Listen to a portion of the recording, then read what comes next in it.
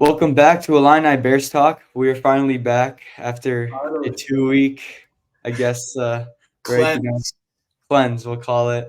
And it was honestly, it should have been a good time for us to film some episodes because the Bears have been doing very, very well ever since that Colts loss. Caleb Williams is looking like that quarterback that all the Bears fans expected when we took him number one overall.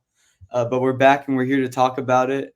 And this week, coming off the bye, the Bears have a massive, massive game playing the Commanders and Jayden Daniels, or maybe not. Do you want to give us the latest on that, Sam?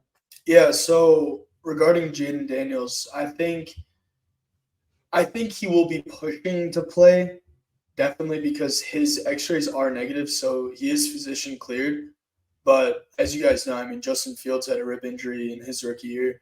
He was out for a good amount of time, but he also had a rib fracture. So for Jayden Daniels, I think it's just rib bruising, just because the initial X-rays were negative, and it is mostly just a pain tolerance type of thing. So it's really up to just Dan Quinn wanting to try him out and how persistent Jaden Daniels wants to play. And I think he will be. I think he really doesn't want to play. He doesn't want to let his team down, especially getting to play Caleb Williams. So I think he will push to play, even though he is week to week. I could honestly see him play this week, and then if it's still hurting, sit out the next week, which doesn't even seem like possible. But I don't think he will be 100% during the game. So regardless, we will have a benefit at quarterback or at on our defense because if Marcus Mariota plays, he's not putting more than 10 points on the board. And if Jaden Daniels plays at like 90%, he'll still not put more than 20 points on the board. Interesting. Yeah. It's definitely a big question about the mobility of Jayden Daniels with the rib injury. It's actually a very, very, very painful thing to go through for a quarterback, not just running the ball, but also throwing it. Yeah, He's probably going to have the pack on his ribs if he does end up playing, but it will be an opportunity for the Bears defense to get a pass rush in. And I mean, it is the NFL, plain and simple. You take advantage of teams when you can, uh, and and it's going to be a pretty risky decision. I know all the Bears fans on Twitter and all the Commanders fans, all this talk that they've had, they want Jayden Daniels to play. And personally, I do want to see this matchup very badly. But, coaches don't see it that way. Dan Quinn doesn't care about beef between fans. He's going to make the right decision for the team going forward for the future. This is obviously just one regular season game at the end of the day.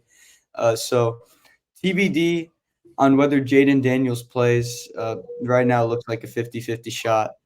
Uh, but that brings us into this discussion so far about Jayden Daniels versus Caleb Williams and you know everything surrounding it. I mean, this game got pushed to prime time yeah, because of these two quarterbacks.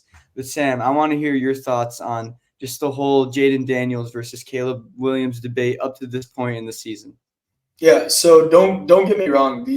Both these quarterbacks are insanely talented, especially Jaden Daniels. As much as it shows on my Twitter account that I don't like Jaden Daniels, I think he's a great quarterback. He's been playing as one of the best, if not the best quarterback in the NFL right now, judging that he's also a rookie. So that's very, very impressive. And I definitely think what he's been given is a little bit easier than Caleb Williams just because he isn't running a full-fledged NFL offense like Caleb Williams, but he's making the most of it. Like he's winning games, throwing touchdowns, getting rushing yards. Like it doesn't matter. He's not running a full-fledged NFL offense.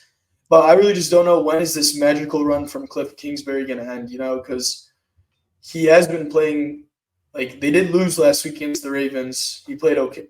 He played okay. Wasn't the best game ever, but I don't know. I feel like he's gonna be a very good quarterback in this league, but I would still take Caleb Williams. He just his time to throw, the way he looks at processes the field, the way he like one even small thing when he throws a touchdown pass, how happy he is. He really loves the sport. Like I've never seen a quarterback so enamored being a Bears player. So I think that's very important. I think after having Justin Fields for so long, it's good to have a true pocket passer who is genuinely pass first. And even like Caleb Williams is a little bit too pass first. Like he has some sneaks or scrambles where it could be a easy first down, and he holds it looking for the deep ball still. I mean, like sometimes I feel like he can work on just scrambling to get the short first down. But aside from that, I think he's still a very good, very, very talented player. He's finally found his footing, gelling well with his players. He had a phenomenal game against the Jaguars. I mean, I think he was the best quarterback in the league last week. And then he also was the most efficient quarterbacks from week 5 to 7. So it's very, very it's very good stuff. What about you, Rami? Yeah, so to start off, I just really, really hate like the discussion on Twitter of how we have to frame this debate and whatever, call me like just a soft like soy boy, whatever. I don't care. Sorry, boy. Yeah, I really don't like putting Jayden Daniels down. I don't see the reason for Bears fans to put him down just to elevate Caleb Williams and make him seem like a better player, because if you really look into it, Jayden Daniels this season has been elite, just plain and simple. He has been an elite quarterback, and he actually does deserve to be in the MVP conversation, which is incredible for a rookie quarterback. And I actually do think Caleb Williams is sneaking, that's a phrase, into the MVP conversation as well, especially with the next couple of games coming up. He could easily put himself in that conversation. But there's this notion of like Jayden Daniels is running a very simple college style offense. Yeah, there's some numbers to indicate that he's fourth in time to throw, which means he's getting the ball out really, really quickly. A lot of screen passes and quick reads. He's like fifth in the league in percentage of throws that go to his first read. So you can make that argument, but Jayden Daniels is also an extremely accurate quarterback. Extremely accurate. He's number one in completion percentage over expected. He's still putting up numbers in the dropback game. It's not like his numbers really go down in pure dropbacks or play action passes or just passes that are not screen passes is what I'm trying to say. Like he's still able to do the dropback game. It's not just this notion that he can only put up points through screen passes and first reads. That's not a true argument that we can make. And it's actually really interesting that I did a little dive into the numbers. And if you had to guess who the number one quarterback is in percentage of yards that come from screen passes, I bet you all the Bears fans would say Jayden Daniels. But it's actually Caleb Williams by quite a wide margin. He has 70% of his yards that come from screen passes, while Jayden Daniels is still high up there. He's third. But just to say, I don't want to put Jayden Daniels down. I really want this to flourish into like a big rivalry in the NFL. Two quarterbacks in the same conference, number one, number two pick. Like I love that storyline. And I do think Jayden Daniels is going to be an incredible quarterback in this league, along with Caleb Williams. That being said, give me Caleb any day. No way people should be saying that we made the wrong pick. Wrong pick, exactly. Yeah, I mean it's simple, Rami. I gave Jayden Daniels his flowers, so now I can actually speak on what I think. It's just I'd rather have the guys running a full-fledged NFL offense. He really is learning day in, day out. We have finally a receptive offensive coordinator who will actually help our quarterback win. So, and Matt Eberflus, you've finally grown on me, so that's a good thing too. So I can see everything coming together. I know this is like Rami's like D-Day that I'm finally giving Matt Eberflus his flowers. But yeah, I mean, I really like what's going on. I really do. These next 3 weeks where they're all must wins in my opinion. If we can win those, it shows that we can finally win against bad teams. And that's a very big win for us. We were that bad team every team would play. So now if we are able to beat those bad teams, that puts us in a very good spot. Not just beat them, but dominate them is really the key here. I also want to mention, though, too, that this Commanders defense is not good. It's just genuinely not good. Yeah. I think they're like ranked 5th right now, or like bottom 5. Like they're not. This unit did get better for sure, but I don't think Commanders fans are knowing like how bad that Caleb Williams can exploit this defense, especially with their most strong thing being their offense. If their quarterback's injured, I still think they will not have a good time against this Bears D. And I would be infinitely shocked if Jayden Daniels will be the first QB to break the streak of 20 below points. So interesting to see. I think it's very interesting. I think even if Jayden Daniels played fully healthy, he would be having fits against this Bears D just because we had the quarterback Justin Fields who would play very, very similarly to Jayden Daniels. So this defense knows how these running quarterbacks play. You just got to keep him in the pocket. Even though he has been excelling from the pocket, he prefers to scramble around.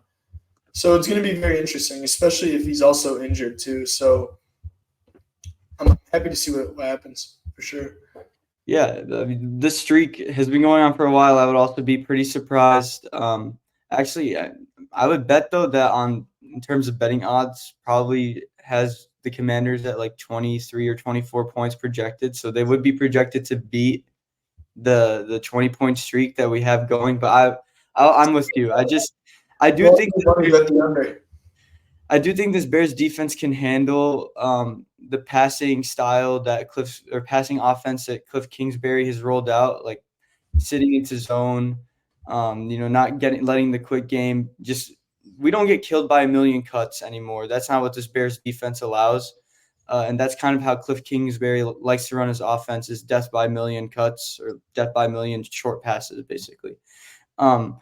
So. Yeah, I'm with you. I really like the Bears in this matchup, and they are favored now, uh, according to Vegas. Minus So two and a I half. agree.